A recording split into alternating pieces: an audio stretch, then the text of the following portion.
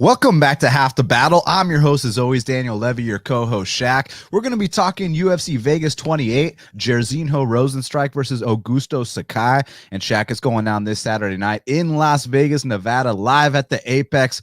Two heavyweights in the main event. I know both guys want redemption badly. Obviously, Jairzinho Rozenstruik was heavily criticized for that performance that he just put on against Cyril Gane, kind of refused to pull the trigger. But in past times, I mean, this is a guy that knocked out JDS, Overeem, Arlovsky, so he's put in work in the past. And Sakai, I thought that he was a very promising heavyweight prospect as well. Made it to his main event with Overeem. Didn't go his way, but UFC feels like this could be an entertaining matchup. Just the way these two match up stylistically, they put them in a main event. Let's see if they deliver, Shaq. Yeah, I've been fans of both guys, early on in their careers. Sakai, since he was in Bellator, and I know he's looking for redemption. That, like you said, the Overeem fight didn't go his way, but I don't think it was a bad performance. He definitely gassed out, but in the early rounds, I definitely thought he was having some success. And we know what Jairzinho Rozenstruik's capable of, man. I mean, the dude's a serious kickboxer. I was at one of his fights early on in his career against Alan Crowder. I mean, he knocked the dude out in like how many seconds was it? Like 9 or something like that. 8 seconds, yeah. So, dude's got the ability to close the show with one punch. His timing is kind of, and the last fight with Gane, look, man. Gane's a big dude and he bounces around a lot, man. I mean, it was one of those things where it's like if he would have pulled the trigger, he would have got an eye socket broken or something. It was like he just chose to look. I'll sit back and not get knocked out, but I think this fight's going to be more entertaining. They match up very well, so I'm excited. Yeah, it's a completely different fight. Against Gane, it was kind of like, let's just lose the decision and not, let's live to fight another day. That's kind of what it was, because he knew that if he committed to something and closed the distance, he would have got messed up. There was something waiting for him. So you're 100% right about that. I mean, co-main event, we got Walt Harris taking on Marcin Tybura. Tybura on a 4-fight win streak. Walt Harris, everybody's rooting for him. We want to see him get back on track. And regardless of who wins, I have a feeling it's going to be another exciting fight too. You got the heavyweights in the main and co-main event, Shaq. Yeah, Tybura, he's been doing his thing. He had a nice little comeback against Hardy, beat Spivak. He Ben Rothwell as well. So he's on a nice 3-fight win streak, a nice little resurgence, because at one point, people were saying Tybura was about to be out of here. So props to him for the resurgence. And Walt Harris, yeah, I mean, we're all waiting for him to get that win, and maybe it's this weekend. I mean, it's another tough fight. What's his last? He fought Volkov and Overeem, and now Tybura. Man, I was damn. He already fought Alexei. I mean, I was hoping for an easier opponent, but Tybura, he's more of a 3-round heavyweight point fighter style. So, we'll see what happens. You mean they couldn't do the Walt Harris versus Chase Sherman rematch? I was looking for an easy KO, like when he did the Spivak, when he fought Spivak and just came out and knocked him out like in, less than 30 seconds. That's what I was trying to do, man. Yeah, I guess when you're ranked as high as he is, it's only a tough fight. So yeah, it's one of those things, man. But yeah, we obviously wish him the best. So we're going to break down the whole card start to finish. But before we do, you already know the deal. We got to give a big shout out to our sponsor, Manscaped. And guys, Father's Day is coming up and the weather is catching heat. Whether you have a dad bod or rocking a 6-pack, make sure you and your dad are smelling nice and shaved where it matters most. Make your dad proud this year and get him and yourself the new Manscaped Lawnmower 4.0. I mean, I thought the 3.0 was badass, but the 4.0 is where it's really at. And the refined cologne by Manscaped. Trust me, you'll be smelling fresh. You'll be smelling very fresh with that. And the brand new Lawnmower 4.0, which is what I got in my hand right here, and the refined cologne is perfect for you and the dad in your life to complete your grooming game. Get 20% off and free shipping with the code BATTLE20 at manscaped.com. And I mean, you guys know the deals. For a lot of us, our dads are getting up there in age and they just come from a different era. You got to get them with the times. And that's where Manscaped comes in. And Manscaped, the global leaders in below the waist grooming, just dropped their Lawnmower 4.0. Let me show it to you again. It's absolutely beautiful. And I hope you're as excited for this as me, because this thing is legit. This 4th-generation trimmer features a cutting-edge ceramic blade to reduce grooming accidents thanks to their advanced skin-safe technology. Do you or your dad travel a lot? If so, then the 4.0 is the perfect trimmer for home and on the go. This upgraded trimmer includes a multi-function on-off switch that can engage a travel lock. It also gives you the ability to turn on the 4000K LED spotlight on and off when needed for a more precise shave. Because, I mean, look, the power goes out all the time where I'm from, and now there's no more excuses. And it's waterproof, too. You can now shave your balls in the dark, the shower, or anywhere your heart desires. The Lawnmower 4.0 allows you to customize your trim through additional guard lengths with sizes 1 to 4.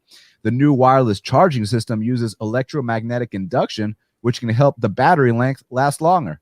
Fellas, it's time to pull the plug on wired trimmers and your wild bush.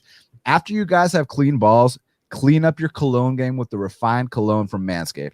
With the same signature scent that's in all Manscaped formulas, this cologne is a perfect complement to the collection. Light, approachable, gentlemanly in all the right ways. If the old man is smelling a little funky, this cologne is a surefire way to change that and make him the talk of the summer. Man of the house deserves to smell like a king. Whether it's a gift for you, your dad, or the men in your life, choose Manscaped. Get 20% off and free shipping with the code BATTLE20 at manscaped.com.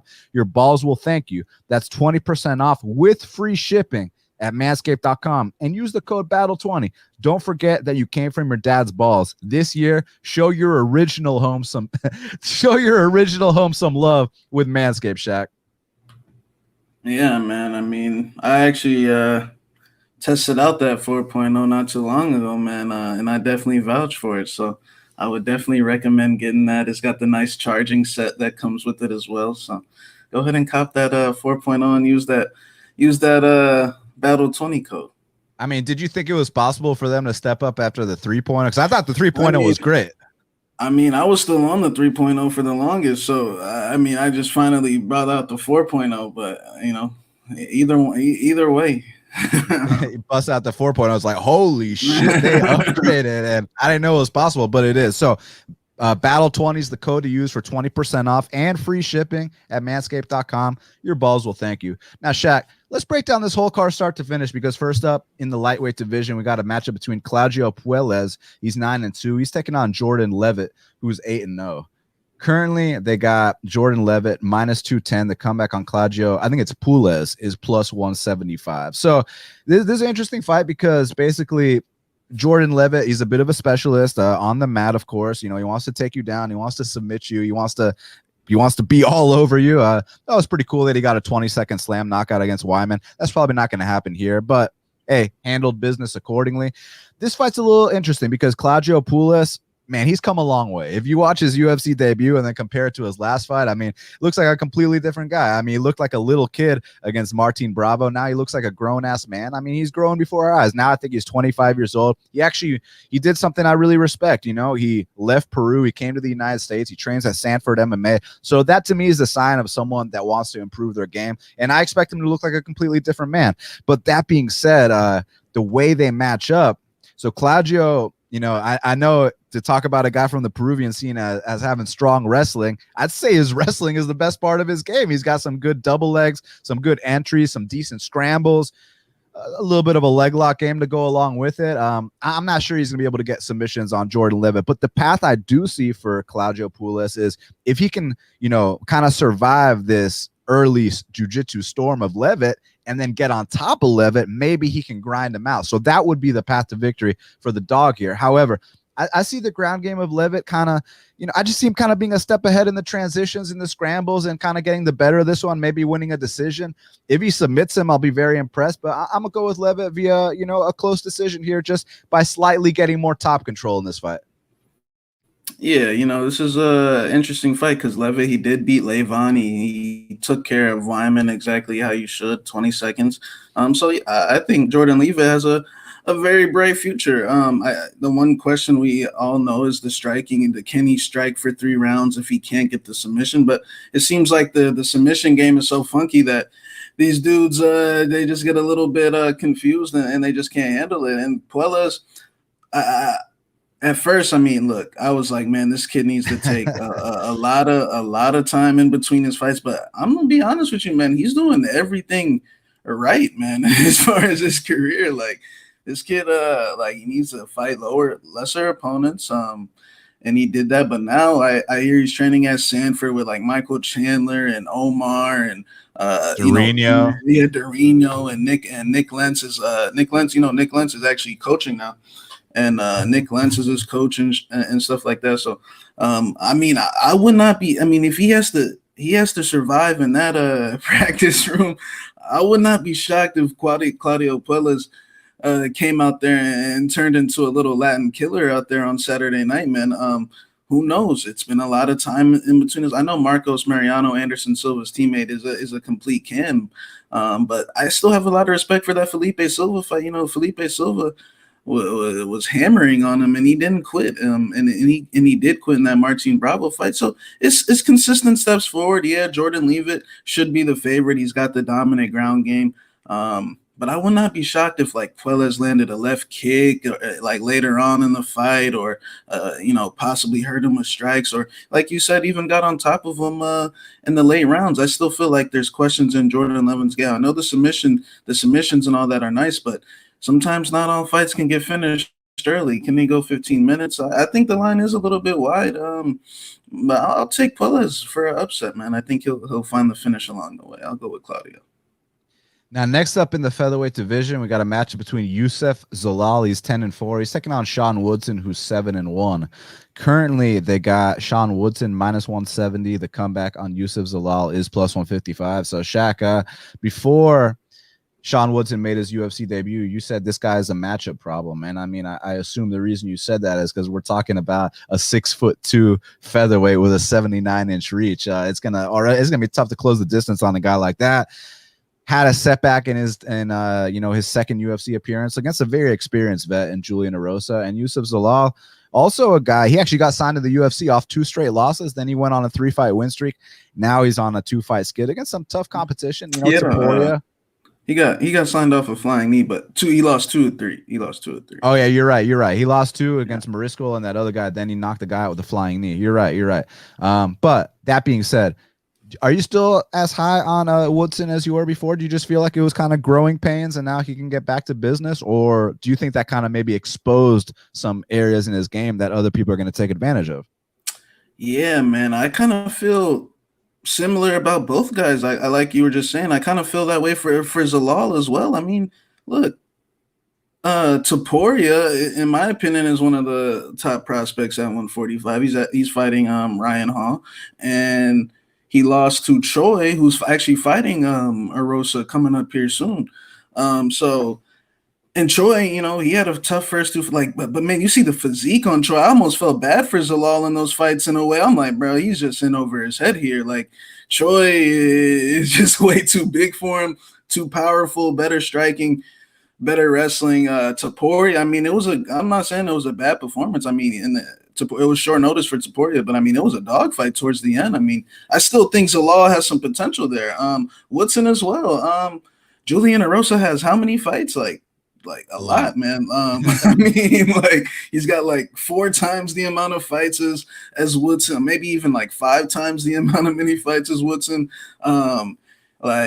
It happens sometimes. I think in a couple of years we'll look back and be like, "Damn, Sean, you lost to Julian." But no, there's no shame in that at all. I do think there's some holes in Woodson's game. His striking is very good, and the knees, but against particular guys like Erosa, that knee up the middle is necessarily not going to be there. That on the Contender Series fight when he fought the Alaskan guy. I forget his name, but Terrence McKinney. Yeah. Terrence McKinney. He was kind of struggling in the grappling in that fight, and then he just landed the check knee. In the Bochniak fight, Bochniak was moving forward well, was pressuring him well. It was just that check knee, up the middle, 5'7", 5'8" guys, But Yussef Zalal, these guys are, how tall is Yussef? I'm like 5'10". 5'10". Like 5'10". I don't necessarily think that knee is gonna be there. He's going to have to use more boxing. I don't think his boxing is as good as his knees, but he still has good offense. I still think that it's going to be hard for Yussef to take him down. I feel like Yussef could honestly drop to bantamweight, but maybe I'm tripping. I don't know.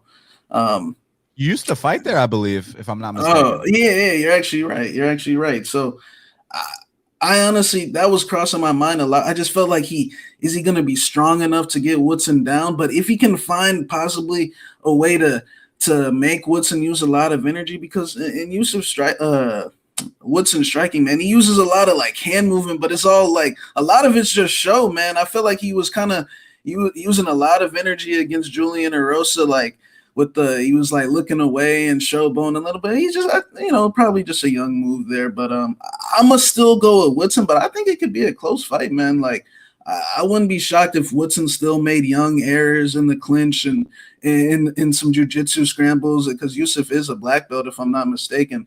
That is the weakness of Sean Woodson's game. I mean, when Julian snatched up that neck, I mean, it kind of looked like he didn't really know what to do. So we'll see. But I wouldn't write off Yussef Zalal just yet. I mean, you got to respect, like, to Choi. I mean, what if Choi comes out here and knocks out Julian or Rosa and Topuria? I mean, he might be in the top 15 here soon. So we'll see. But I'll go with Woodson, but I'm going to say by close, like, split decision, like, back and forth fight.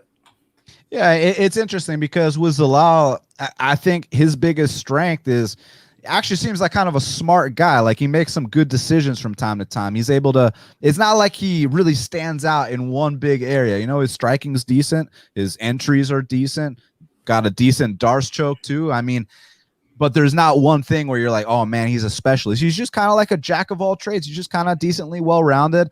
So he's going to have to use his smarts here because, look, if you're talking about boxing for boxing, hands for hands, Woodson's got him covered there. And I also think that you can't just shoot recklessly on a guy like Woodson either. You know how it is with those guys with those long arms. They can snatch up chokes from everywhere, from anywhere. And even though he's not, some submission specialist, you shoot from a mile out on a guy like Woodson. Don't be surprised if he snatches up your neck. But obviously, you got to favor, if a submission is going to happen in this fight, you'd have to, favor Zalal for that. It's really about if Zalal can time these entries or not, because on the feet, I do think he's getting picked apart. He does have some calf kicks. I mean, like I said, he's a smart guy. He can mix it up. I respect Zalal a lot. I'm going to have to go with Woodson here, man. I think he's got more output. I think that his hands are a lot cleaner. And I think he just made a rookie mistake. It was his first L. You know what happens when these guys get cocky after that first performance and, they come back. And, for example, we're going to talk about Dusko soon. I heard his interview talking about how he got $50K for his UFC debut. And now all of a sudden he wasn't focused anymore. So, and he fights with his hands down. But I'm just curious to see if Woodson comes out here looking a little better in this fight, because I feel like I know exactly what Zalal is, whereas Woodson, I feel like he's got a lot more ground to cover. I'm going to go with Woodson. I think he makes a lot of improvements, and I think he picks apart Zalal as long as he can keep it standing. Now, next up in the flyweight division, we got a matchup between Manon Fiorot. She's 6-1. She's taking on Tabatha Ricci, who's 5-0. Currently, they got Manon Fiorot minus 460. The comeback on Tabatha Ricci is plus 365. So, I mean, this fight got announced yesterday while I was at the Braves game. I mean, basically what I know about Tabatha Ricci, she's a black belt. She's undefeated. She's 5-0, but she's tiny, man. She's 5'1". And Manon Fiorot, look, man, she's very physical. She's big for the weight class. She's 5'7". She's got some nasty kicks. Her takedown defense is getting a lot better than it was earlier on in her career. And I think she's mixing things up these days. It's really just about, don't get your back taken or something like that. I don't see that happening, even though Tabatha Ricci might be this black belt, and allegedly she trains with Mackenzie Dern too. I think she's too small, Shaq. I really do think she's too small here. I'm going to go with Manon Fiorot via she got a head kick knockout last time. I'm going to say body kick knockout this time. Yeah, I definitely. I really haven't checked into Ricci at all, to be honest with you. But man, I was looking forward to that Moroz fight, man. But man, they're kind of going hard on my girl Moroz on the Instagram right now. For pulling out this fight. But hopefully Fiorot gets through this one by knockout, and we can reschedule that one. Because I feel like Moroz is the prospect tester in that division. You got to fight Moroz to see where you're really at. So. But yeah, I'm gonna go with Fiorot by finish.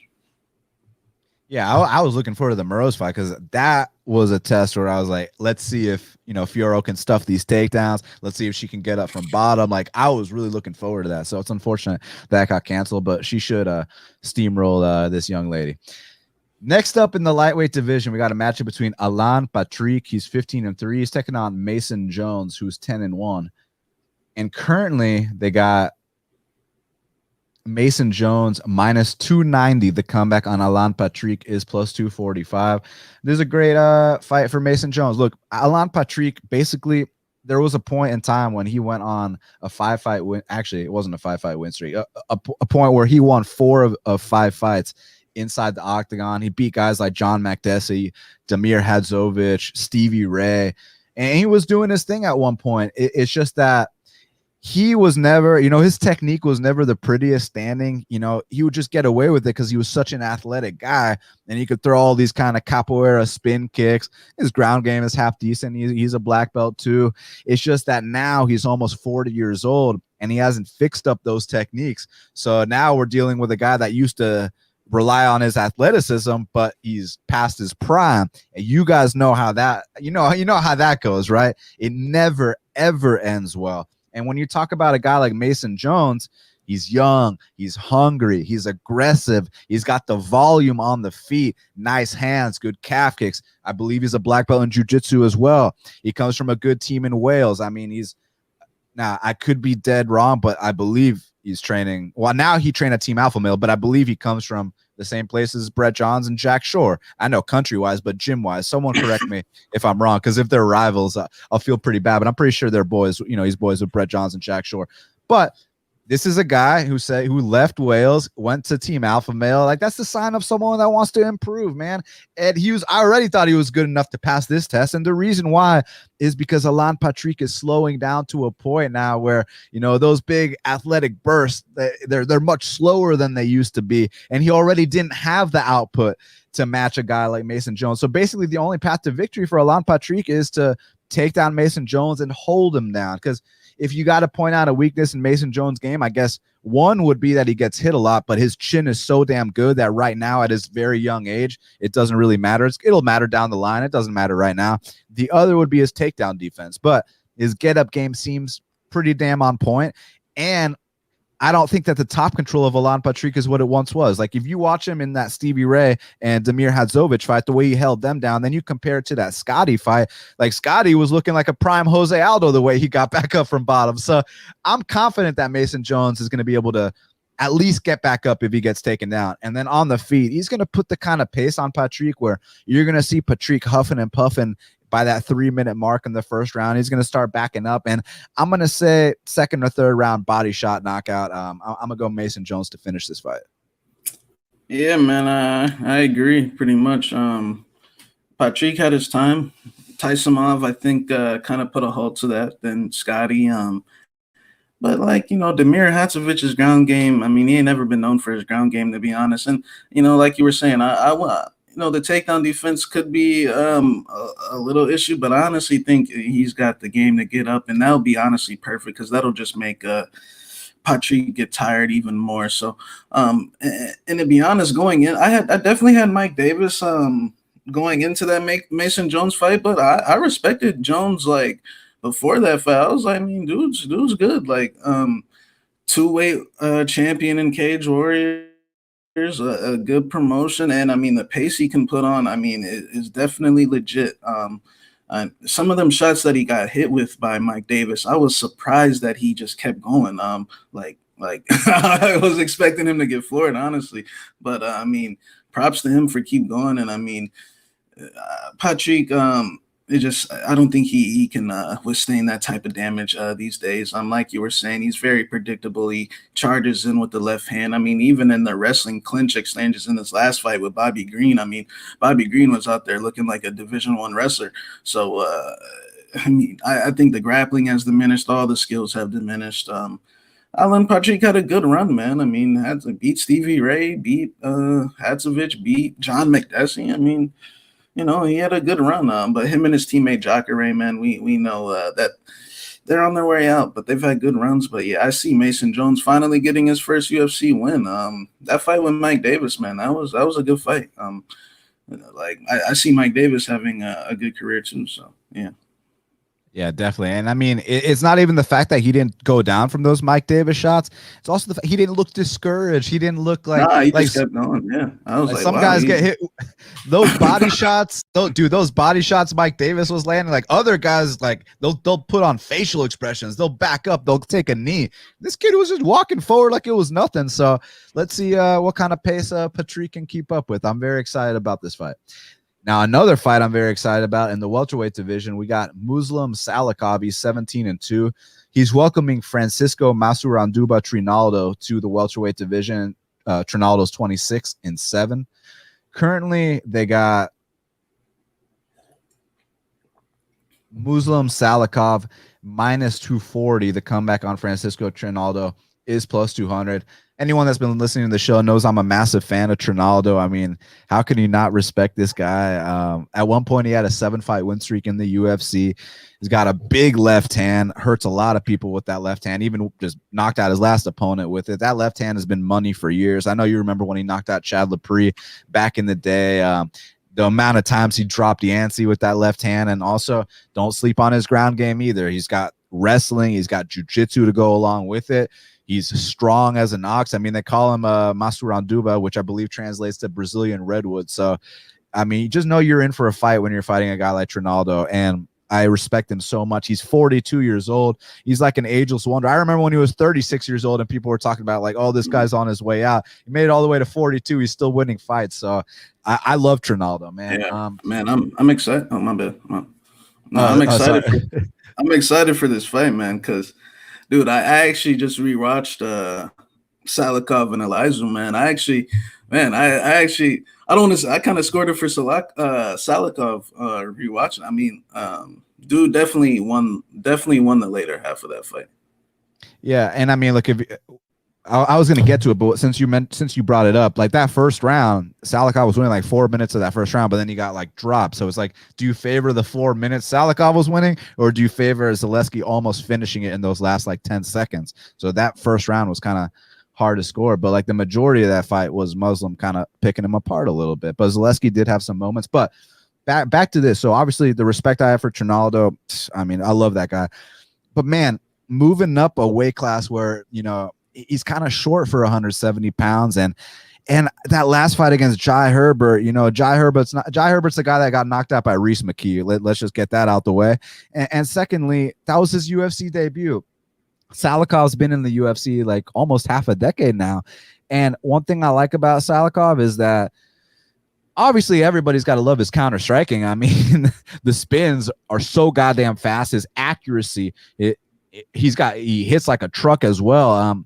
I like everything about his striking. I guess maybe you could criticize its low volume at times, but it's not like other people are getting off on volume against him and he's just sitting back. He's able to slow these fights down because his opponents fear the counters that are coming at him. And then when they finally commit to something, they get hit clean, whether it's that counter, right, whether it's that spin, whatever the case may be.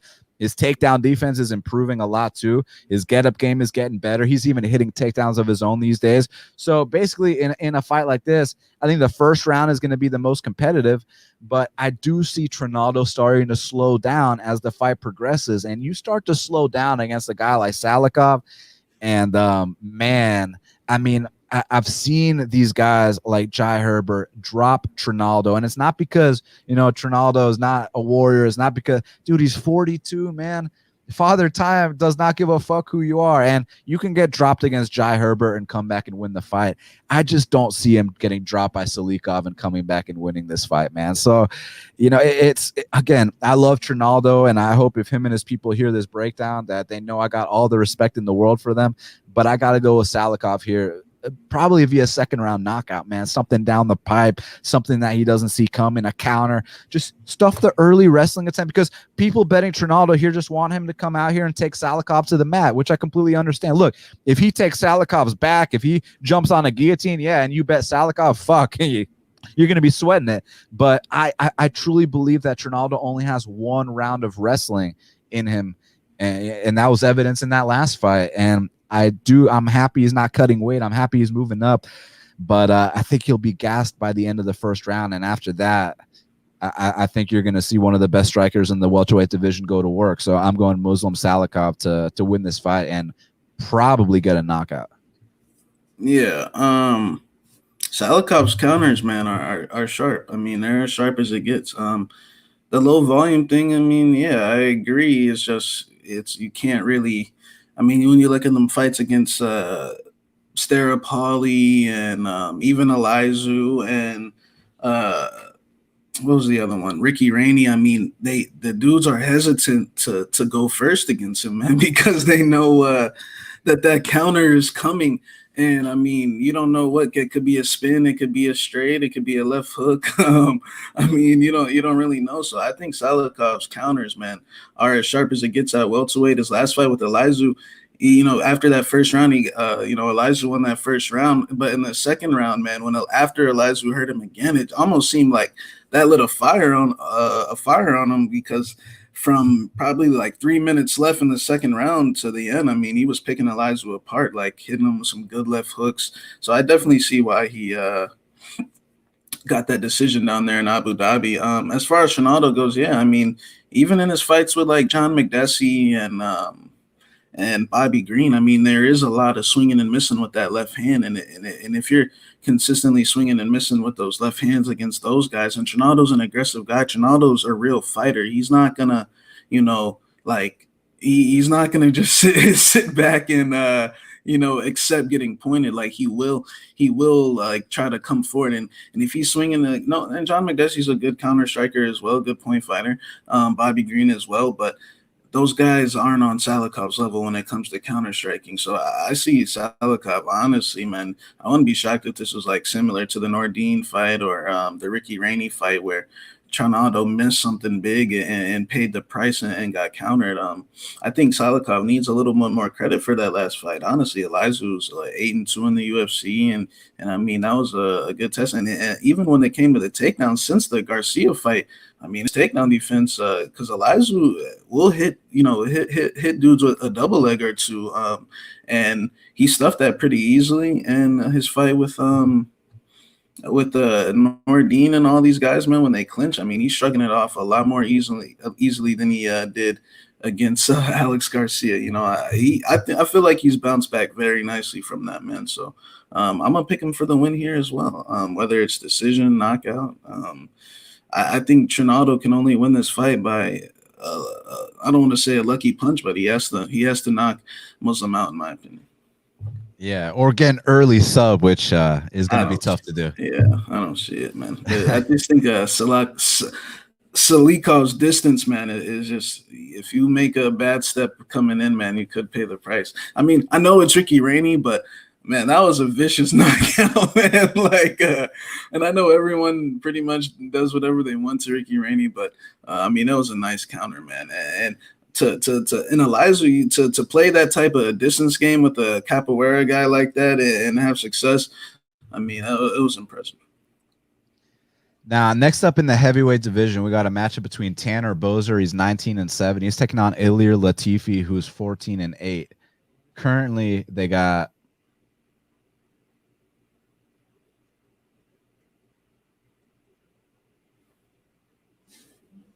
what are the odds for this fight? Hold on 1 second.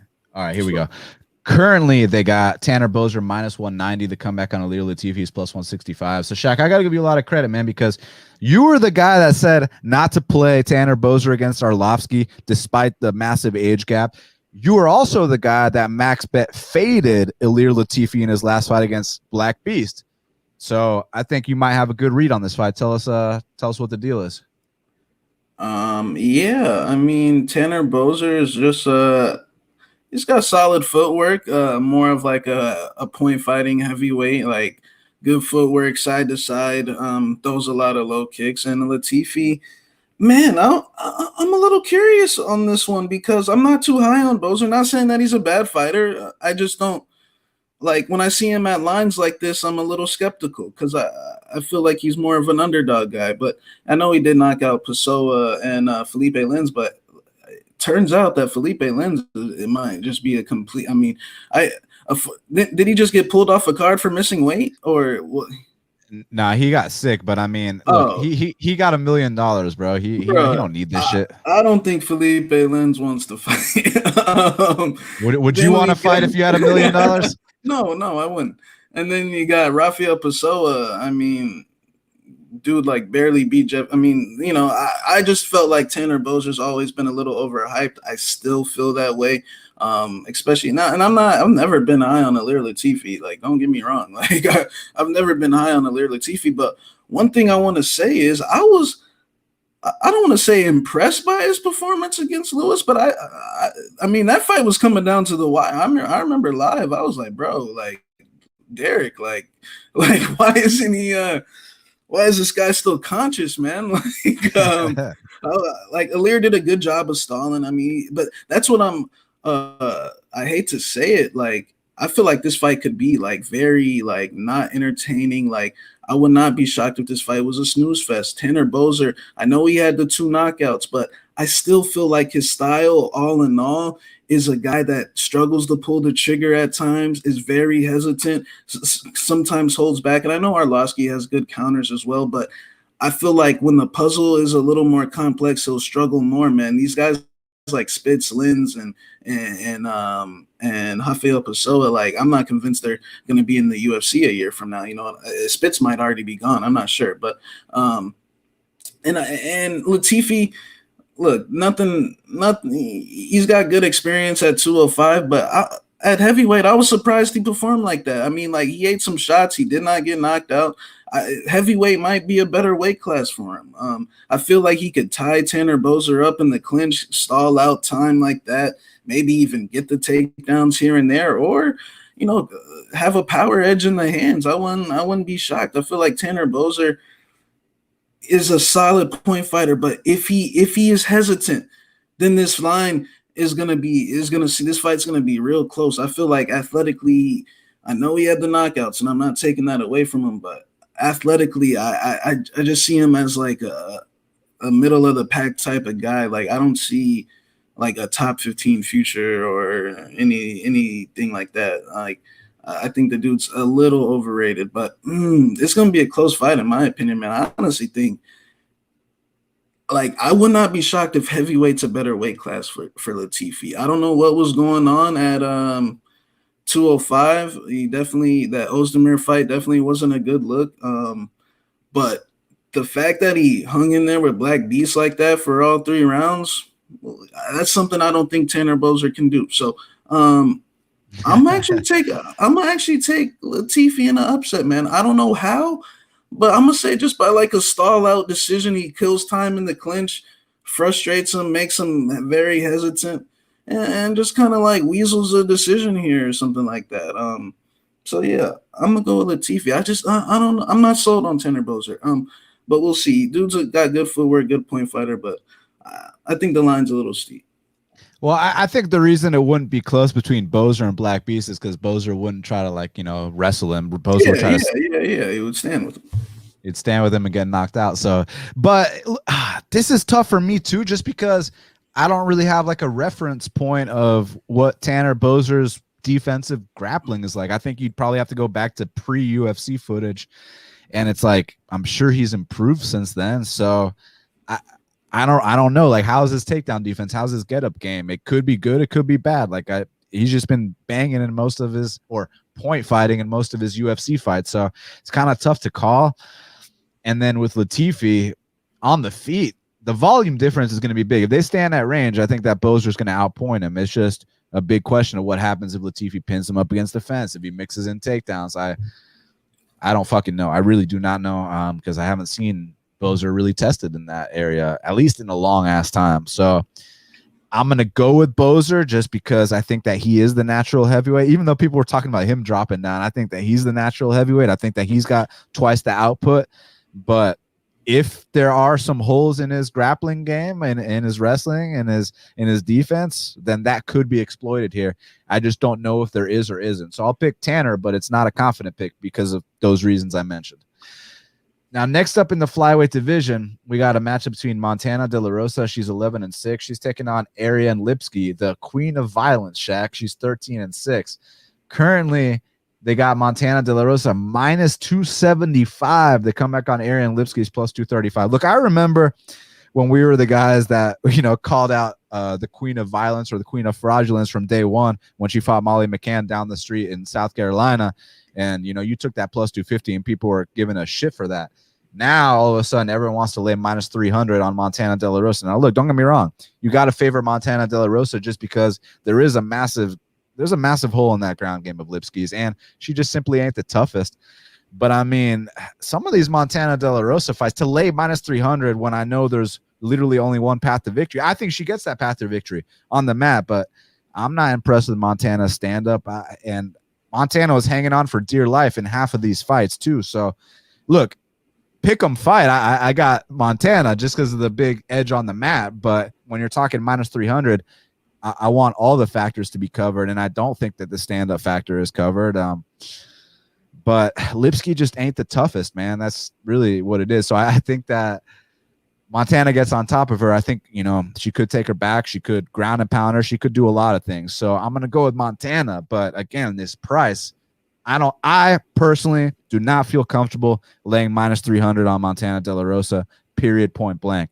But she'll be my pick to win via something on the mat.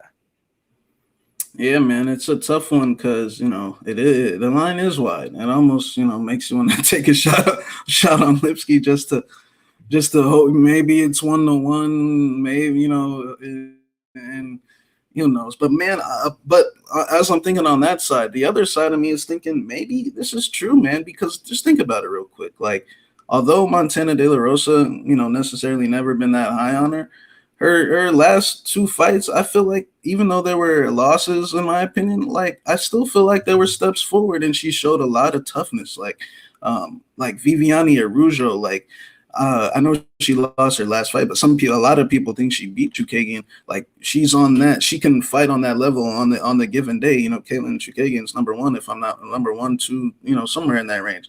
And then her fight with Mayra Bueno Silva, same thing as well. Like we knew Bueno definitely had the hole in her wrestling, which Montana definitely exploited. Like props to her, but I was surprised she kept going. I mean, we know Bueno throws with serious violent intentions. And she ate those shots. She kept she dominated the very last round. Like I was like, damn, Montana, you know, nose was busted up. Like she dug down deep. Something I know Lipski struggles to do. So like I'm thinking like, and one thing I will say about the striking, I think the striking improved too, because she hit Mayra Bueno with some good right hands like in that fight as well. Like Mayra Bueno didn't leave that fight unscathed. Like Mayra Bueno got hurt too, man. I think she's in the right direction. Like she's going to Colorado. I know Lipski went to ATT, but I've been saying this from day one with Lipski, man. Like I have those KSW fights, man, where like she beat like Deanna Belbita and like you know, and she was like honestly arguably losing that fight up until the armbar. like and then Molly McCann is out here having absolute clinics against her. Not saying that Molly McCann looked like prime Frankie Edgar in that fight. Molly McCann is out here looking like an American Division I wrestler out there. Like maybe this is true. Like if Montana is digging down deep and getting the takedowns down the stretch against Mayra Bueno Silva and hanging in there with Vivi Araujo, maybe she should deserve to be, you know, maybe not minus 300, but you know, 2-1 or something like that. But the fact that she's getting dominated by Antonina Shevchenko like that on the ground is like, well, Antonina's got no ground game, so what do you think Montana's gonna do? You know, like maybe this is. I'm taking Montana, man, for the win here. I think she's on the right track. Like she's super positive, man. Like I was surprised by her toughness in some of those fights. I truly thought there was a chance that Mayra Bueno Silva was going to make her take a knee with one of those shots, and she kept going. So like I was impressed with her performance in the third round. So I would take her for the win. I'm gonna say by TKO, like ground and pound or a rear naked choke. Like Lipski, JoJo, you know, JoJo's top 5, so I guess, you know, we'll excuse her from that. But JoJo put on an absolute clinic. I mean, like, was literally doing anything she wanted to her. Followed that up by Meatball McCann. Then she fought a chick who came in on 1 day notice. That girl got on top. That girl got on top. Like, that girl got on top of her. Then we turned that into The Luana Carolina fight, look, props to her, but like, I think Carolina just like made him like. I'm not convinced that happens if they fight again. Like, I mean, props look, Carolina's a Muay Thai striker. You're not about to come out here and knee bar Montana. Let's just leave it at that. Yeah, like exactly. Like she's not knee barring Montana, and then and then you turn that into getting like absolutely dominated by a chick with no ground game. Like she was hitting head and arm throws on you like with ease. Maybe Montana is the lock of the night for all I know. Shit. And, but yeah, I'm going Montana. Now, next up in the featherweight division, we got a matchup between Makwan Amirkhani. He's 16-5. He's welcoming Kamuela Kirk, who's 11-4, to the octagon. Currently, they got Makwan Amirkhani minus 220. The comeback on Kamuela Kirk is plus 180. So for those that don't know, Kamuela Kirk was the kid that fought Billy Quarantillo on Contender Series. He dominated him that first round, gassed out. You know what happens when you gas out against a guy like Billy Q. Do not gas out against Billy Q.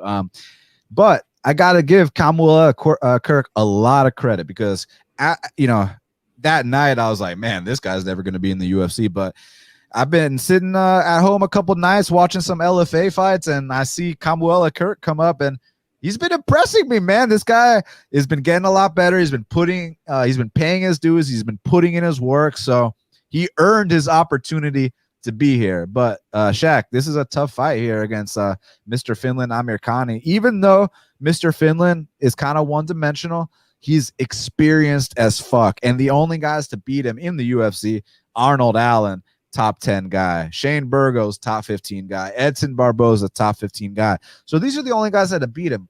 But stylistically, this is interesting because Kirk is a black belt too, and I'd actually say he's got better striking than Amirkhani. So if he can stop this takedown game of Amirkhani, this could get interesting. And we talk about, maybe a cardio issue for Kirk. If that's really true, I don't know if it was just an adrenaline dump or if I don't know what it is, but Amirkhani ain't got the best gas tank either. So what do you think, Shaq? Because I actually think this one might play out closer than the line indicates.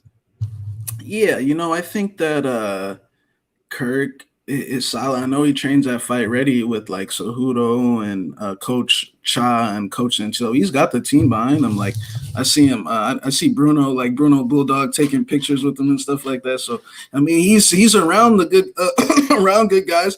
So yeah, I think actually it's gonna be a close fight. Like Amirkhani, we know his striking ain't the best, but where I see this like thing is, I feel like this is gonna be like that tease, like where Kirk, the fight's gonna be close, but I just think like situationally, like execution wise, like especially I know he's a black belt, but like when you have that experience against them guys, and yeah, he got his ass beat, Amirkhani, against Burgos and Edson Barboza, like, but at the same time, it's not like we expected him to win those fights. Like we knew he was going to get beat up.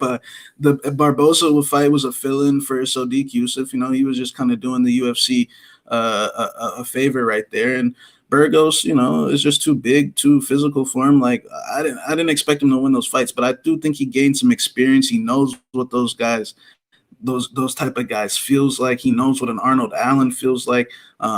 But at the same time, we do know that he could be a liability on the stand-up at any given moment. He has been dropped, several times before. But yeah, Kamuela Kirk is a solid guy. I feel like this is just going to be a solid back and forth fight, but Amirkhani is just going to, steal the rounds at the end, make a good decision down the end, where Kamuela Kirk, probably just due to a lack of experience under the bright lights in the UFC, is going to be a step behind. But yeah, I wouldn't blame anyone taking a shot like on Kamuela Kirk. He is a banger. He has a good camp behind him. But a lot of guys gas out against Billy Quarantillo. I mean, Billy, they start beating him up and they use all their energy, and then they're like, "Damn it, he's still here!" Like, and then and then they run out of gas, man.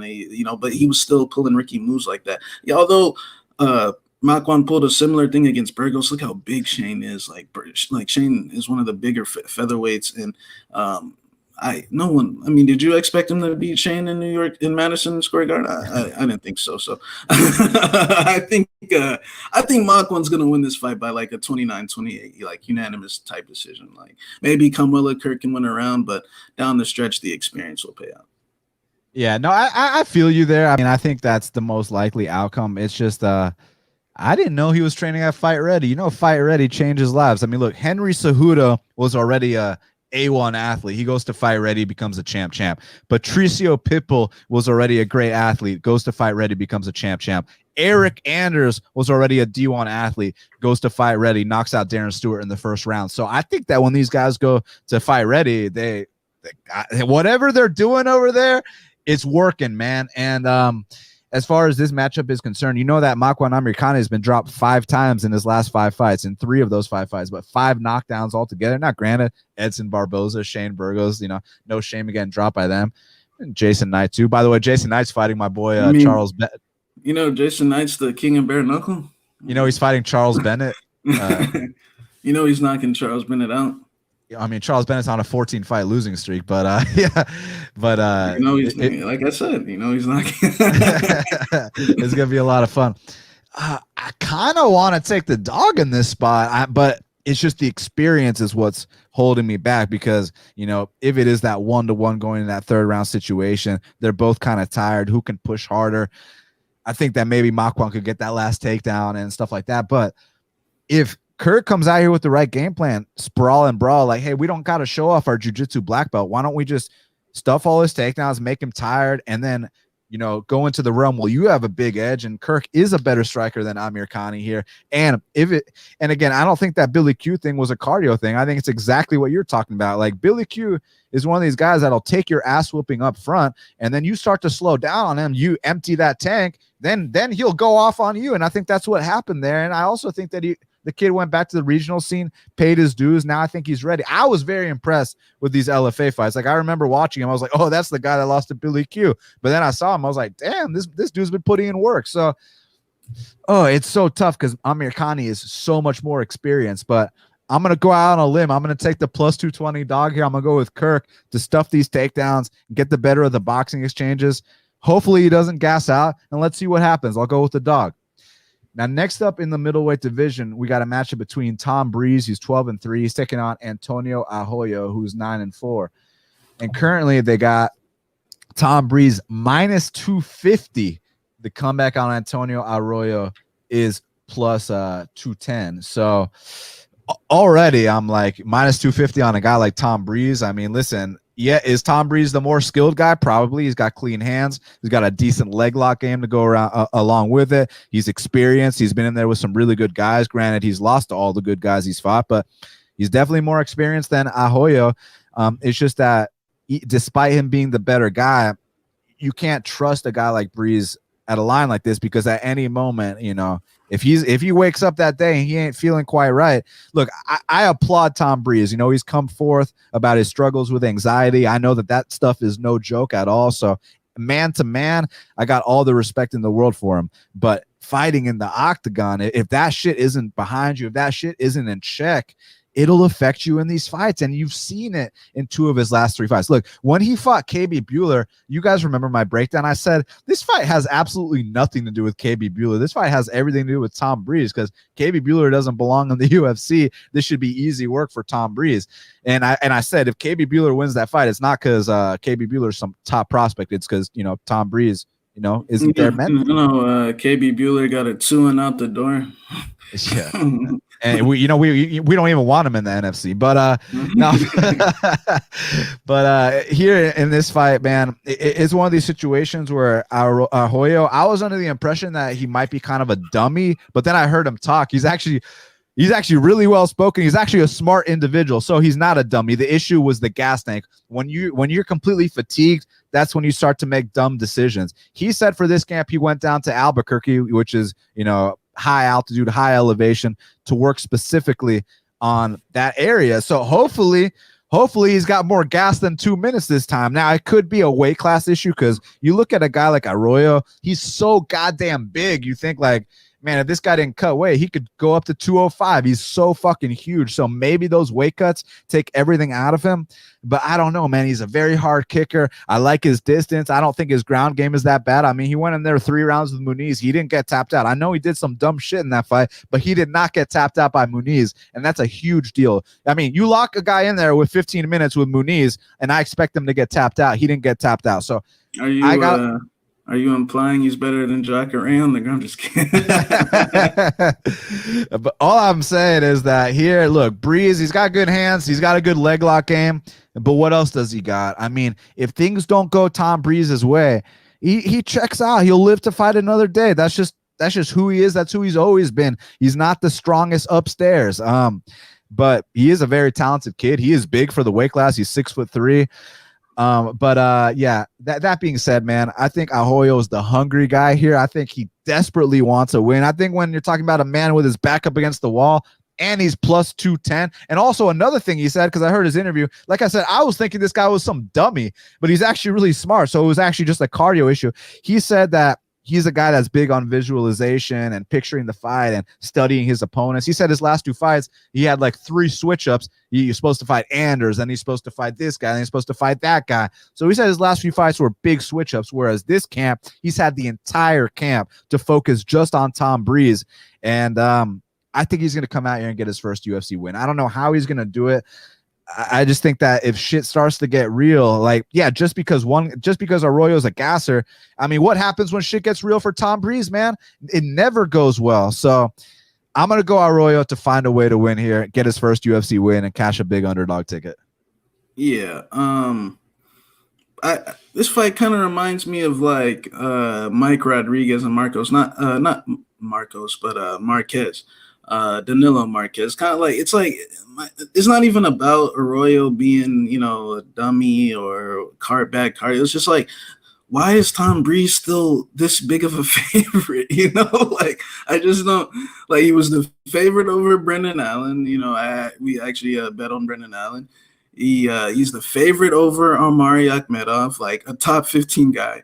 And now, even though Arroyo's, a letdown and all that good stuff, he's over 2.5, like man, this is like Tom Breese could be a favorite over anybody, man. I'm not convinced. Who's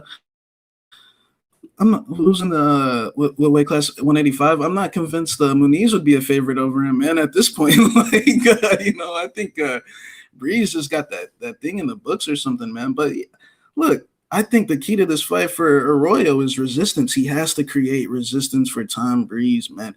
Just make him actually have to fight, make him actually have to win this fight. Like, Duran, I know Duran Wynn is 5, well, how tall is he? 5'5", 5'6", and Arroyo is 5'4", but and Arroyo definitely, I mean, as the fight progressed, there was no resistance on those takedowns. I agree, but Tom Breese doesn't really hit takedowns. Like, if you create resistance on Tom Breese, he drops for the leg lock. So if Arroyo can come prepared for this, like, leg lock and like, pound the mirrors and make him really, think about fighting, man, this fight should definitely be lying closer, because I would rather have Antonio Arroyo's issues. I'm not trying to, talk about that situation or at all, but like the things that Arroyo has issues with is just a lack of guidance. He's actually a banker, or one of them dudes that work in a bank, like in Brazil or something like that.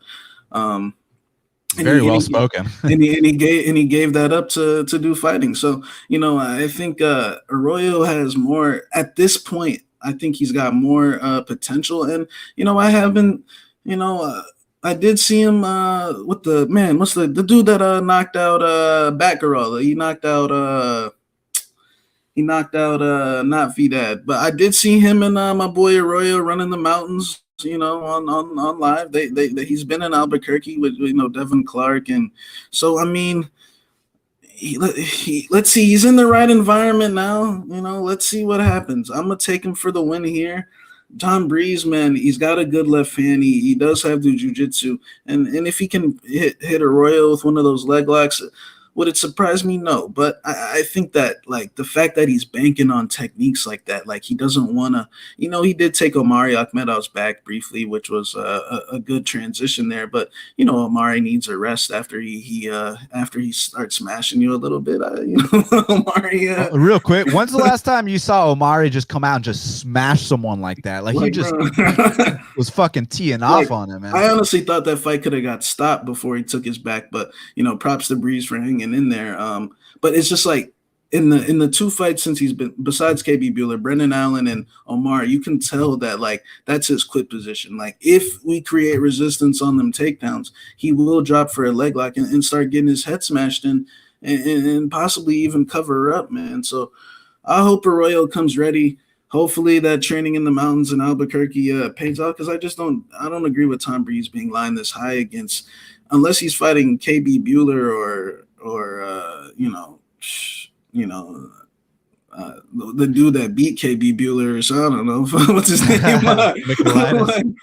Michaelitis. Like I don't think he should ever be minus 250, man. So I think Arroyo, although he like you said, Duran Wynn, look, is 5'5", but let's be honest, he's a good wrestler. Like the dude's like a serious college wrestler. Like if there's anything Duran can do, he can wrestle. You know what I'm saying? He did take down. It's not like Duran Wynn is 5, but I mean he lost to Mershart, who's got like the most subs at 85. Darren Stewart, decent guy, and it's not like Duran Wynn's a complete can or something. Like, I mean, the bottom line is Breeze doesn't shoot takedowns, so yeah, exactly. So, exactly, like Duran Wynn, I got Duran Wynn over Breeze. I mean, straight up. So yeah. Now, next up in the middleweight division, we got a matchup between Dusko Todorovic. He's 10-1. He's taking on Gregory RoboCop Rodrigues, who's 9-3. Currently, they got Dusko Todorovic minus 145. The comeback on Gregory RoboCop is plus 125. So I'm really glad they signed this kid, Gregory, man, because he's a Brazilian banger. He's killer be killed. He's one of these guys that he's a big dude. He's 6'3". He hits like a truck. He's got a good jiu-jitsu game to go along with it. He's paid his dues on the regional scene. I'm very excited because he's the kind of guy that you're either going to knock him out or he's going to knock you out. And even like so the first fight I watched was the Jordan Williams fight, and then I went back and watched his past fights and watched his more recent fights. And even the Jordan Williams fight, despite him getting knocked out, like he looked like a big scary dude on there, and he was swinging some heavy leather. So no matter what, him and Jordan Williams run it 10 times, I could see either guy getting knocked out the way those two were exchanging in that first round. But he goes back to the LFA scene, wins the belt, and now he's fighting Dusko. And interestingly enough, him and Dusko were supposed to fight on the regional scene a couple of years back. So they're very familiar with each other. Dusko is a kid I like a lot. I think that his striking in the pocket especially, I like it a lot. I love his hands. I like his entries to his takedowns. His ground and pound is vicious. I like his athleticism. I like his head movement. My only issue with Dusko is that he plays with fire. I mean, he fights with his hands down. He relies on his head movement, and when he's not getting hit, it's going to look super pretty the way he's weaving and bobbing and dodging these shots and all that stuff and moving out the way of head kicks. Like it's going to look really nice. It's just that with that specific style, listen, man, these shots are going to land even cleaner on him, because it's not like they're grazing the hand and then touching his chin. They're just touching his chin 100% clean impact because his hands are completely down and his chin is up in the air. And those are the kind of things that people are going to make you pay for. So I wish he could fix that because he's still a young kid. He's a very smart individual. You hear him talk, you're like, God damn, this is a highly intelligent kid. So he's got all the skills, man. It's just like, can he fix that one? It's not even that it's a hole, because it's more of like a choice. It's his choice to fight with his hands down because he likes relying on his head movement. He likes relying on his speed, his athleticism, and he's going to get away with it against a lot of people. It's just that here against Gregory RoboCop, this motherfucker hits hard, man. And, someone's going to get knocked out in this fight, Shaq. I'm leaning Dusko just because of the UFC experience. He's had the full camp here. I think he's the kind of kid that can go back and learn from his mistakes. You know, like we were alluding to earlier, after the Daquan fight, he got his first 50K bonus. You know about that 50K curse. When those young kids get that first 50K bonus, they lose focus. He said in his interviews he lost focus. He said that he had so many goddamn things going on. He wasn't even focusing on the fight. Now, don't get me wrong. Puna might have beat him anyways, just because, you know, your hands are down against a hard hitter like Puna. Yeah, that's what I think it's about. You know, you might lose anyways. But he said that he said that he got his head on straight for this fight. So let's see if that's really the case. Either guy could get knocked out here. They both hit super hard. They're both susceptible to getting hit. So I could see it go either way. But I'm going to lean with Dusko Todorovic to get this one done here. Yeah, I think if you fight Puna Haley Soriano with your hands down, don't be shocked when you go unconscious. He was looking good until the knockdowns too, though. So you know, I think, man, I'm curious about this fight because I'm not really high on RoboCop. Yeah, I think he's a banger, but like he's very muscular, and I can already see you know, the path to beat him is just making him work, you know, make the muscles get tired, and then it'll start huffing and puffing. You can tell when he fought Jordan Williams, if that fight would have kept going, he would have gassed out as well. But I do think Jordan Williams has much better hands than Dusko, and I'm a little skeptical on Todorovic, man. I think basically how we knew about him is because he knocked out Michel Pereira back in Serbia. But man, if you like watch the fight, in my opinion, you know, maybe you guys tell me if I'm wrong, but I don't know, Michel Pereira's got a lot of losses on his record, man. He's a very good athlete, but he's got a lot of losses on his record, and I think it's like one of those things where, like, I honestly think if they fought again, that Michel would knock him out. But you know, hey, like the shot that he knocked Michel out, it wasn't a hard shot. Like, I honestly think Michel was touching Todorovic. Like, I see the holes. Like, it's a consistent thing. So it's nothing I expect Todorovic. Maybe he can work on it a little bit, but I think that's his style. He likes to duck and dodge and get guys to miss punches against him and gas them out, put them against the fence and clinch them. But other than Michel, I question his competition level a little bit. Teddy Ash, like, that wasn't an impressive performance to me at all. Like, not like it wasn't a good performance. Like, he had to resort to pressing Teddy Ash up against the fence because Teddy Ash was getting off on punches against him because he was tired. Like, I'm not convinced that this cardio that you know, he's known for is really all that, man. Not saying that Gregory's is, so that's a good benefit, and that's why I am slightly leaning Todorovic. But as far as a bet, like, I'm not convinced Todorovic has proved enough to be played at chalk yet. Like, I still want to see more. I think that he kind of got hyped up from that Michel Pereira win, and I think that every performance since then has been subpar, in my opinion. I know it was Puna Haley, but like, I mean, it really wasn't a competitive fight. Like, he got demolished, man. Like, I mean, look, I see what's his name? Gregory Rodrigues. Like, the guys he knocked out on the LFA scene, but like, look at those dudes, man. There's nothing impressive. So yeah, I see it kind of possibly being close to a 50-50 fight. I'm not convinced Todorovic could press Gregory up like that, considering his grappling background and his clinch and jiu-jitsu skills. So yeah, I see this being a dogfight, but it's going to be down, you know, who wants it more. Will his muscles allow him to keep up the volume down the stretch? Will Dusko be conscious enough,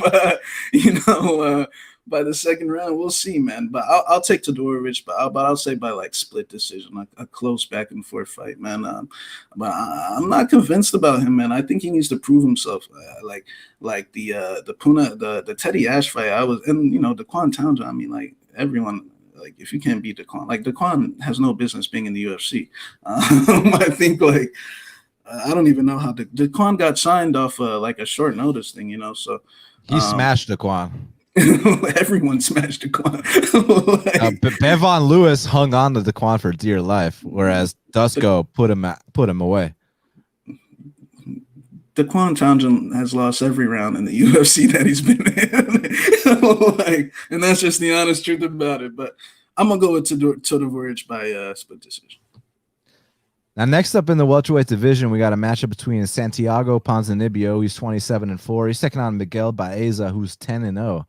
Currently, they got Miguel Baeza minus 125. The comeback on Santiago Ponzinibbio's plus 105. So great fight. I mean, at one point, I thought Santiago Ponzinibbio was ready to challenge for a title around 2018. Went through some very unfortunate shit, man. Almost died. He's a big welterweight. They said he might need to move to 55s. I mean, he went through everything you could imagine and then some. He comes back off the 3-year layoff, halfway across the world, gets knocked out in the first round by Li Jingliang. So he's seen better days. Now it's really about, and look, Miguel Baeza, a fantastic prospect. I think Miguel Baeza's future is in the top 15, 100%. It's really, my question here is, Santiago, can we expect him to look a little better than that last fight? You got the 3-year layoff behind him. You got the first fight behind him. Now can we see a better version, or some semblance of what he used to be? Because what he used to be was a problem. What he used to be was a guy that outstruck Sean Strickland. What he used to be was a guy that face planted Neil Magny. What he used to be was one of the best strikers in the welterweight division. So I don't know, man. Do you think that now that he got the ring rust out the way, we might see a little bit of the signs of the old Pons, or do you think that we can go ahead and close the book on Santiago and this is Baez's time? Yeah, I kind of differ a little bit, man. I think Pons was good, but I don't like going back. Maybe back then I might have thought that, but before he fought Jing Liang, I went back and watched his fights. I don't think Pons was a real legitimate title challenger. Beating Neil Magny doesn't look. Neil Magny. So hold on. So you don't think Pons could have beat Woodley? Because that's around the time that the. But he would have had to beat guys before he got to Woodley. That he was scheduled to fight Usman. He would have probably got knocked off there. No, I don't think he would have made it to the title fight. But I think Usman would have got there regardless. It is what it is. I don't think because even though he used to be, one of the best strikers, I also seen a guy that used to take a lot of damage. I mean, look back in some of those fights with Sean Strickland, like you were saying, he did get dropped twice in those fights. The fight with Nordine Taleb, was very close. He got hurt in that fight as well. Even the Magny fight, he definitely whipped Magny's ass, but it wasn't like his face wasn't covered in blood. And in the Mike Perry fight, I honestly thought it was a sloppy performance. They definitely won, definitely. I mean, but it wasn't. It didn't come across to me that he was like a real title challenger, in my opinion. Not that he's not top. He wasn't top 10 or top 7, whatever. But I think that he was a guy that always took a lot of damage. Very good offensively, but defensively, not so much. I know I know the Euro fans are still mad about that Gunnar Nelson fight, and they still think that but you can't eye poke a chin. But I think, but no, as far as this fight goes, man, I've been very high on Miguel Baeza since the Contender Series, and the reason why is because in his particular case, he didn't have one of these layup fights like you see a lot of these guys on Contender Series having, and then you buy the hype. Like, let's look at these last few seasons, for example, like Baham Mendez or Cheyenne Baez or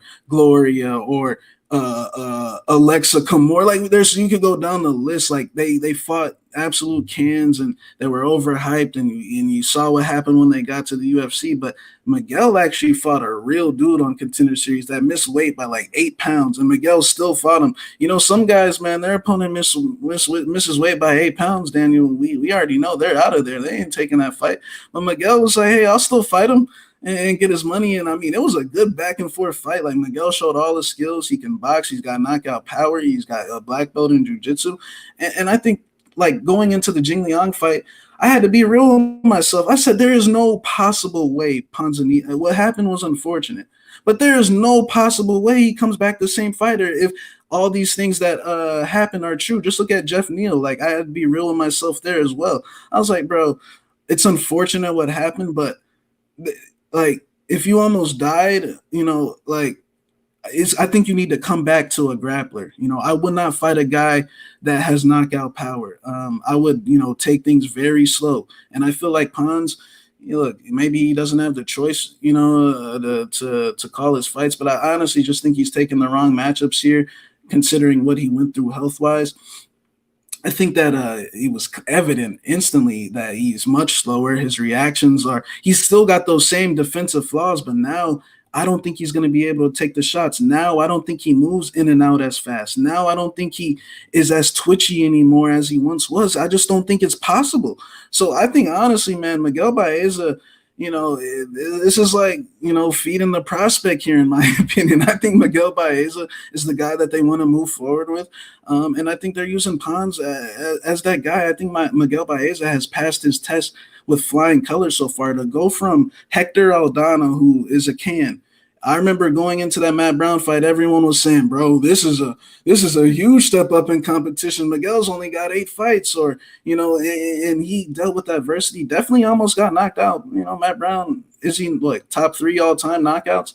Most knockouts in welterweight history, most finishes in welterweight. Most knockouts, but all time, he's like up there as well too. Yeah, like top 10 all time. Yeah. So like, but like the fact that he stayed in there, man, you would have seen so many kids fold in a spot like that. The fact that he stayed in there and came back, and after that happened, he dominated that fight. And then we come back with the Sato fight. I honestly felt like he whooped Sato in first gear. Like I think he has another gear. I think he didn't really feel threatened by Sato. I feel like he's got a lot more to show. And another thing is, he is training with Covington, man. Like he's Covington's main training partner. So I know the level is improving daily. And I don't think it is with Ponzinibbio, man. I think Pons is trying to recreate that old magic, but I just don't think it's possible. Maybe I'm wrong, but I actually agree with Miguel being favored here because I feel like it was such a considerate drop-off speed, movement, head movement-wise in that Li Jingliang fight. Like Li Jingliang looked like a K1 striker. Like Li Jingliang usually gets touched up early on in a lot of his fights, and that was a flawless victory right there, man. I felt like Pons was just very hesitant. Maybe he's a little more comfortable now, but think about it. Why would he be more comfortable? He just got floored, unconscious, like stiff. I wouldn't be shocked if he's still hesitant. And I feel like that power, he's going to feel it, man. So I'm going Miguel by knockout here, actually, man. So you don't think that if Tom Breese got hit with those Matt Brown shots that he'd come back and win the fight? No. Yeah, but it's different weight. It's a different weight class. Oh, but he did used to fight at 70. He did used to fight at 70. Yeah, I remember when Strickland dropped him. But this one's tough because, look, let's just get this out the way. Do I think Miguel Baeza is a special prospect? Yes. Do I think he'll be in the top 15? Yes, 100%. Big power in his hands, great left hook, great calf kicks, black belt in jiu-jitsu, comes from a great camp. Great attitude, good head on his shoulders. I got nothing but good things to say about Baeza. We can go ahead and establish everything I just said. So, yep, I agree. Baeza's the man. Here's my thing about Pons. Look, there might be a chance that he's never going to be the same guy ever again, like Jeff Neal. You almost die. I mean, Jeff Neal just has not looked the same. But then I've seen other examples, like remember when Joseph Benavidez had that big ACL surgery, comes back against Pettis, looks like an old ass man, gets dropped in the first minute, but then he wins his next 3 fights and makes it to a title shot. So that's like a knee thing, not a like bacterial infection. Yeah. So I'm just curious, like, 3-year layoff. I want to see if he comes back here, maybe now that he got his feet under him a little bit. I know he got knocked out. I just want to see if he looks a little bit better. I'm curious about that.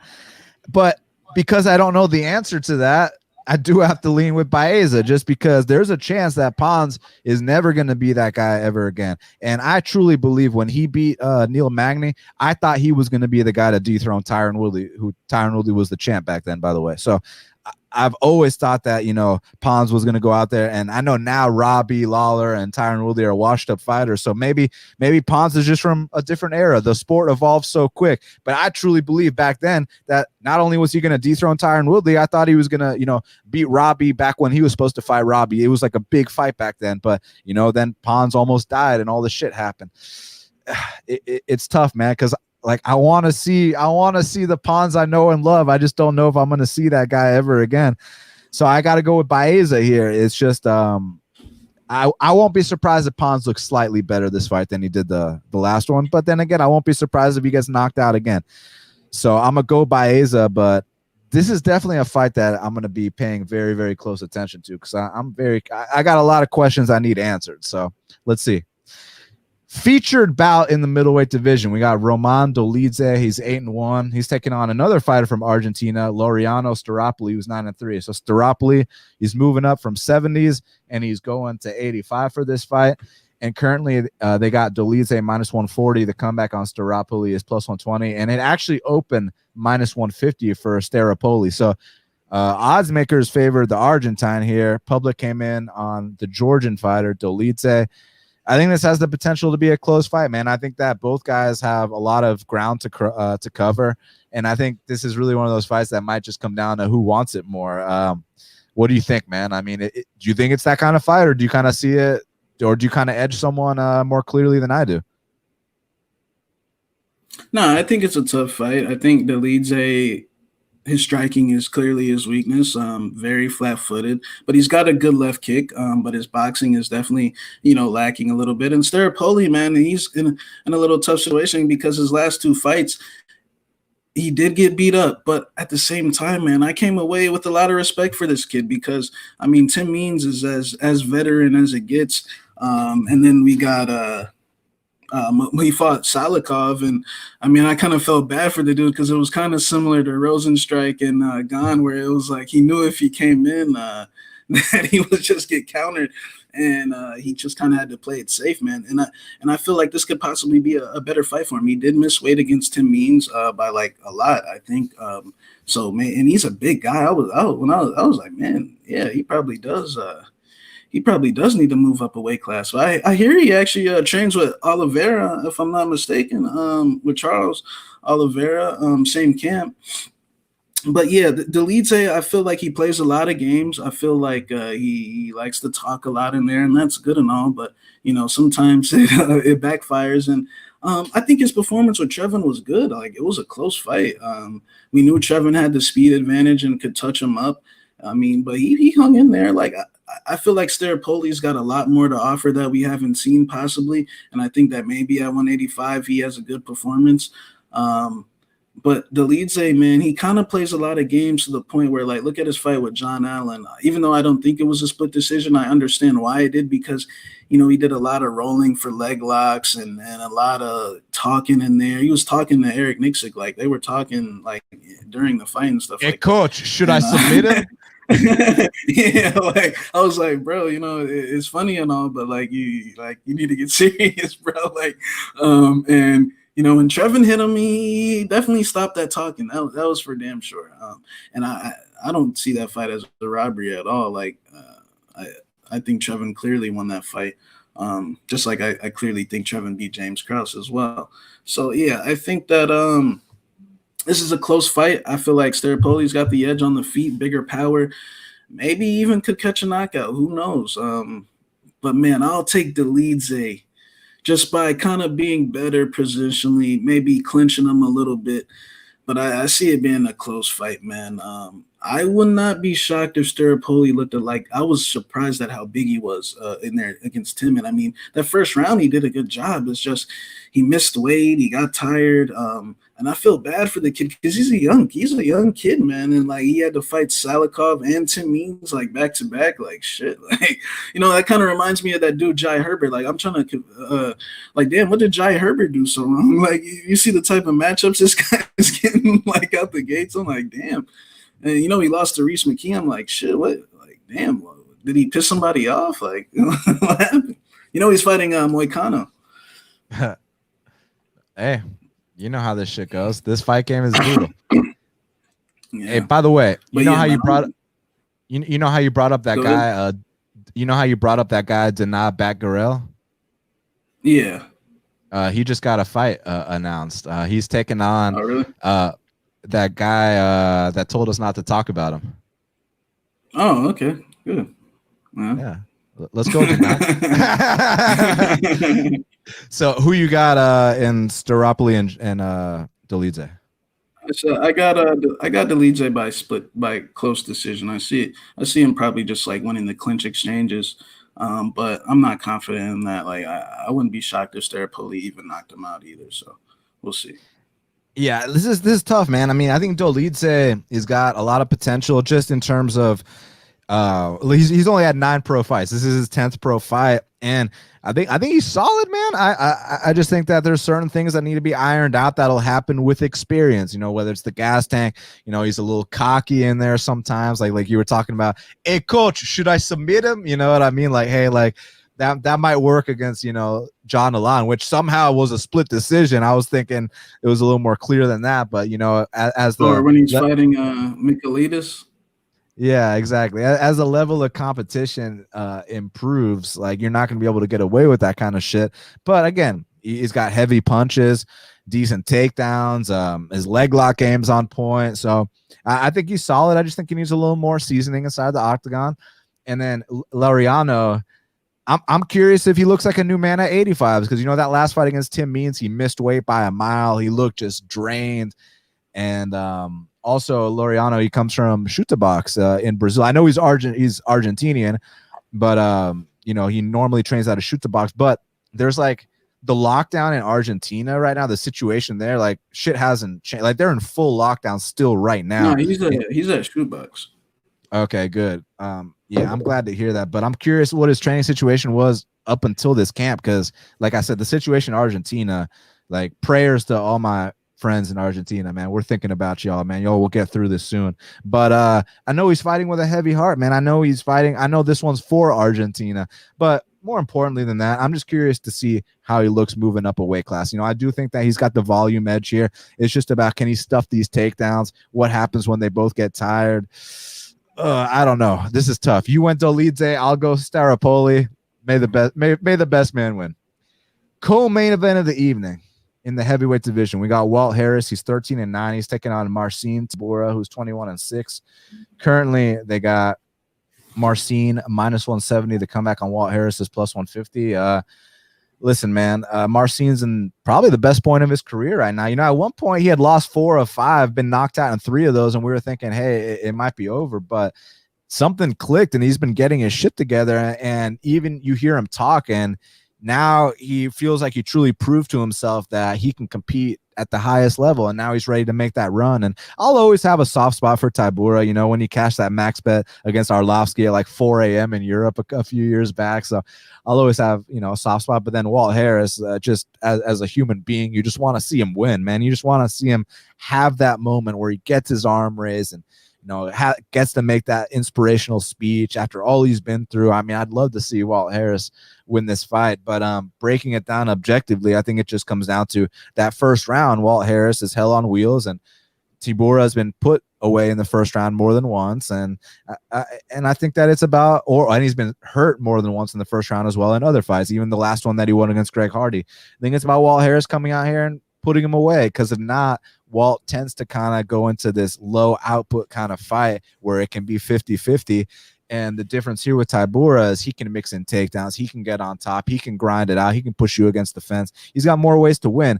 So it's really about Tybura just not getting laid out in that first, round and a half or so. And I think there is a chance he gets laid out. I mean, Walt Harris hits very fucking hard. You know that, Shaq. I mean, we've seen some of the knockouts that Walt Harris has had, whether it's the Spivak knockout, the Chase Sherman knockout. He launches guys when he knocks them out, man. So he could launch Tybura here. I'm not putting it past him at all. And I think if you take the shot on Walt, you win, it'll be a brutal knockout. But down the stretch, I have to favor Tybura to kind of pin him up against the fence, mix in those takedowns, tire him out.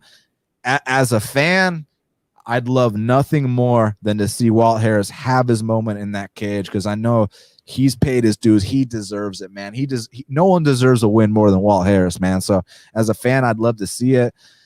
I got to go with Tybura, but I hope I'm dead wrong on this, man. Nothing would make me happier than to see Walt Harris have his moment. Yeah, Tybura's picked himself up nicely, man. Definitely thought Tybura might have been a goner at one point, and he got that inspiration from Polish Power, the champ. Jan Blachowicz is a countryman. I think what it was is he did some cross training at that gym. I forget the name. I think it's like Ankos or something like that. It's in Poland. But I think look, even though Greg Hardy and these guys are green, Rothwell on his way out, and Spivak, a young kid I mean, Tybura like broke them down very nicely, I must say. Like the grappling parts of those fights, he looked very solid. He just mixes up his skills very nicely. Like Tybura, honestly, man, is one of the more well-rounded fighters in that division. But we know his weakness is kind of like if you crowd him, if you pressure him, if you really, get off on the punches, sometimes he will get knocked out, sometimes he will shy away. But in certain fights, like if you play that type of point fighting, clinch style game with him, man, that's his type of fight. And we have seen Harris play that game, whether it be against Shamil, I can't say his last name, but Shamil, my boy from Russia, whether it be against Abdurahimov, my boy, and his fight with Andrei Arlovsky, he did get the win there. Beating Arlovsky is somewhat of a statement in that division. But the fight was much closer than what it needed to be. But in fights like Spivak, Alexei took care of business. Even hurt Overeem badly, man. But I think he was out of shape for that fight. I think what happened, that just went down. So we'll excuse him for that one. And I mean, Volkov, 265 Volkov, man. The back tap, the new back tap Volkov, man. That guy, he's got a fight with Cyril Gane coming up. So we'll see how he does. But I think, man. I honestly think Walt that was a bad. I wouldn't have like. Why can't we give Walt a layup, man? Like shit, like give him man, who's a heavyweight, man? Like give him. You want to see that Chase Sherman rematch? What about Jared Vandera? Like, like somebody like that, man. But yeah, I think, man, this is a much better fight for Walt in terms of those two guys that he previously fought, in my opinion. But yeah, I agree. I think Tybura is just in a good spot right now where he's executing very well. I mean, he's executing, he's taking damage and coming back in fights, which is something that, in the past, Tybura, I mean, I don't know if you remember that Black Beast fight back in the day when he was up 2 rounds on 2 cards and pulled a dramatic stun in the 3rd round. I know you remember that last round against Andrei Arlovsky. I mean, I recall you screaming. I mean, Tybura was looking for every way out of there possible, man. So I feel like he has made a lot of steps in the right direction. I mean, he's facing adversity and coming back in fights. So we'll see. I know it's Greg Hardy, but Greg Hardy still hits hard, man. He was the underdog in that fight, so we'll see. But I'm gonna go with Tybura by decision. Main event of the evening, also in the heavyweight division, we got Jairzinho Rozenstruik. He's 11-2. He's taking on Augusto Sakai, who's 15-2. Currently, they got Jairzinho Rozenstruik minus 125. The comeback on Augusto Sakai is plus 105. So, listen, everybody that hated Jairzinho's last fight, I think this is going to be a little bit different. And I know I'm about to say, well, it's 2 strikers. It was 2 strikers last time, but this is a completely different matchup. Cyril Gane, was afforded the luxury of playing it safe because, I mean, look at the physical tools that guy has. Look at his striking arsenal. I just think Augusto is a little bit different than Sakai. I don't think Augusto is a little bit different than Cyril Gane. I don't think Augusto is just going to stay on the outside and just let the fight come to him. I think Augusto is going to go after Jairzinho, which is what makes it an interesting fight because Jairzinho, he's got that great counter fighting ability. And also, you put Jairzinho in there with some washed up heavyweights, and that's where we make our money on Jairzinho, whether it's the Arlovsky fight, the Junior Cigano fight. I know the Overeem fight got sketchy. He handled biz there too. So they got common opponents, and actually it's Jairzinho who's handled them more accordingly. Because you remember Augusto had a split decision with Arlovsky, whereas Jairzinho knocked him out in 30 seconds. The Overeem fight, one guy knocked out Overeem, one guy got knocked out by Overeem, but none of that really matters. It's all about how these two match up.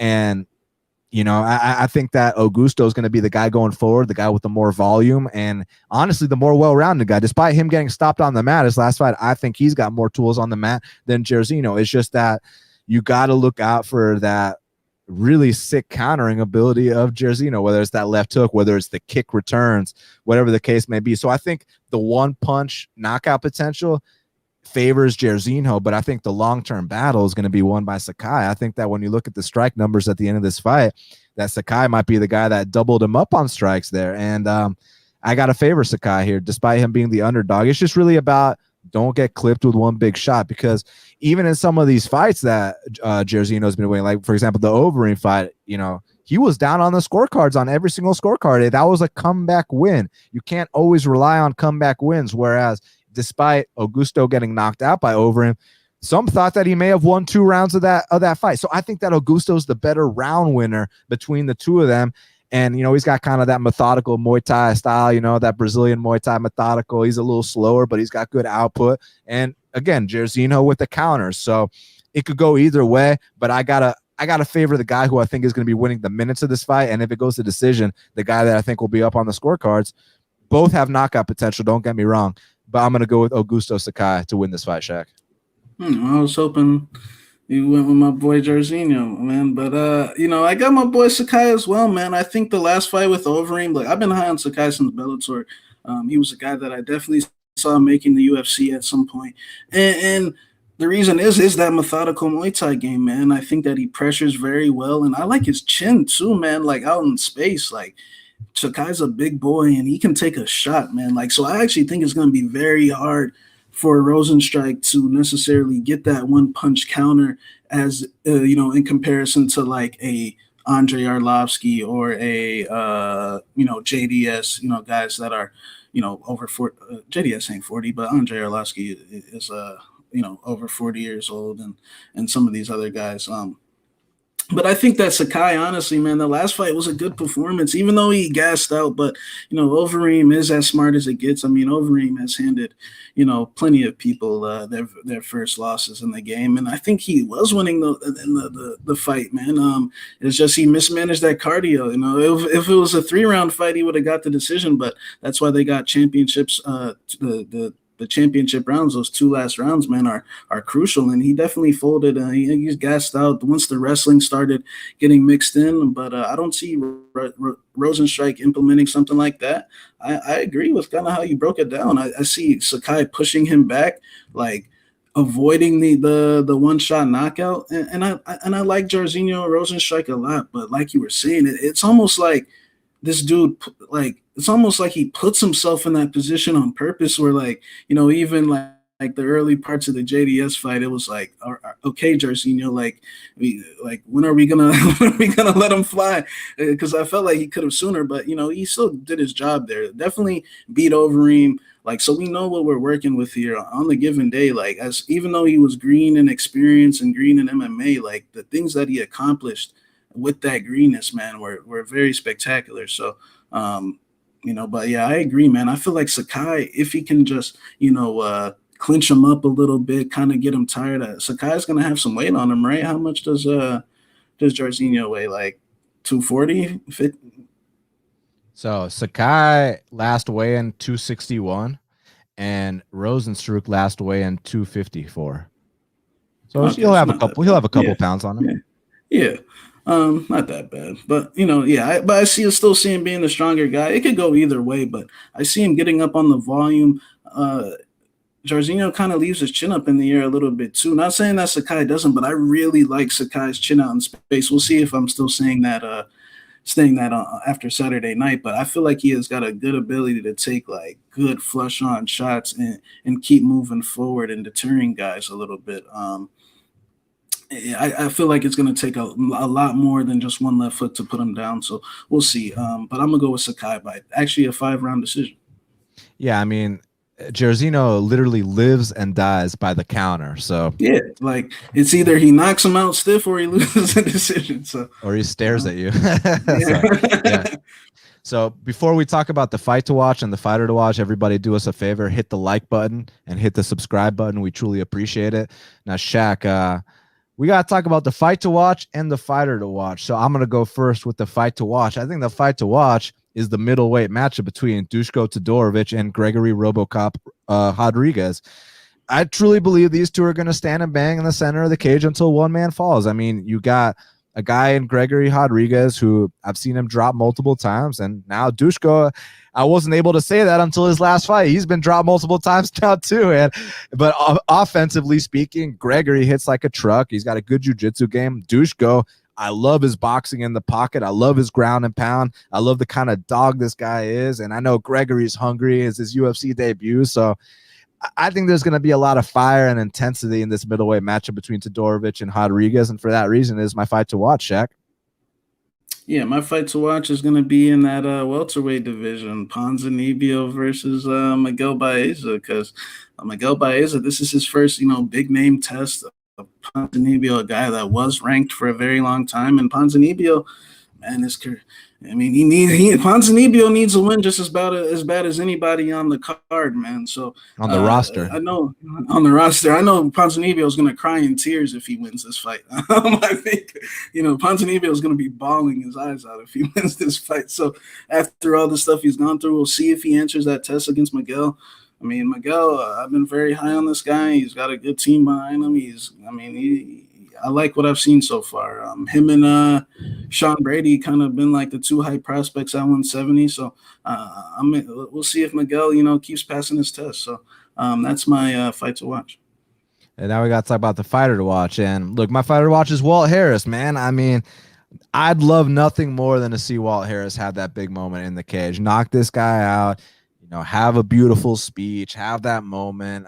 I know it'll be huge if he's able to get this win, and all eyes are going to be on him, as they always are, man. No matter who you are, I mean, unless you're a true piece of shit, you got to root for this guy. You got to want to see this guy do well, and that has nothing to do with wanting to see Tybura lose. I like Tybura too. It has literally it could be anybody against Walt Harris, and you just want to see Walt Harris do well. So co-main event spot once again. Walt Harris is my fighter to watch, Shaq. Yeah, my fighter to watch is actually going to be on the early fights, man, and that's Mason Jones. I mean, look, the Euros they need more stars. They got Jack Shore. They got Welsh has how many fighters are from Wales? You got Jack Shore. Man, Brett Johns left. Man, Brett Johns lost actually. Man. He lost to a guy that got denied on Contender Series, by the way. But Sabatello, he can wrestle, bro. He's like a college wrestler, like a real college wrestler. But yeah, it's unfortunate. But I still think, the Welsh scene is still good. The UK scene is still good. But I like Mason Jones' style. Like that fight with Mike Davis, like I was truly surprised that he ate some of those shots and didn't even do a chicken dance. Like I was like, man, this guy's got a hard head. Mike Davis actually messed up his hand like severely on Mason Jones's head. Like Mike Davis, like just go to his Instagram, bro. He's got like all type of pins and shit coming out of there, man. So I think Mason Jones is the fighter to watch. He's got a favorable matchup, in my opinion, against Alan Patrick, and this will tell us how he performs. What type of trajectory he really has. We know he was a two-weight champion over there in Cage Warriors, and if he comes out here and stops Alan Patrick when especially early, like Bobby Green did and some of these other guys, I think it's a big statement, and I wouldn't be shocked if you see Mason Jones, in some more higher profile type of fights because he is experienced. So that's my fighter to watch. Definitely cannot wait. Thank you very much, Shaq. Thank you to all our listeners, our supporters, our fans for checking out this very special edition of Half the Battle. Do us a favor, hit the like button, hit the subscribe button. We truly appreciate it. A big thank you to our sponsor, Manscaped. Go to manscaped.com. Use that promo code BATTLE20 for 20% off and free shipping. Subscribe to Half the Battle on iTunes, SoundCloud, YouTube, Stitcher, Spotify, all the places where we are available. We'll be back next week for the very, very big UFC 263 fight card. We got Adesanya versus Vettori. You got Davis and Figueiredo rematching the guy that they called it a draw, but I thought he whooped him. You said the greatest flyweight of all time's back? Yeah, the guy DJ left the division. No, but we got Davison in there. Nate Diaz back against Leon. I can't wait to talk about why they made that fight. Bilal versus Damian. Jamal versus Paul Craig. It's a hell of a card, and I cannot wait to talk about it. So that's next week. Thank you guys again very much. We truly appreciate it. Everybody enjoy the fights, and until the next time, let's cash these bets.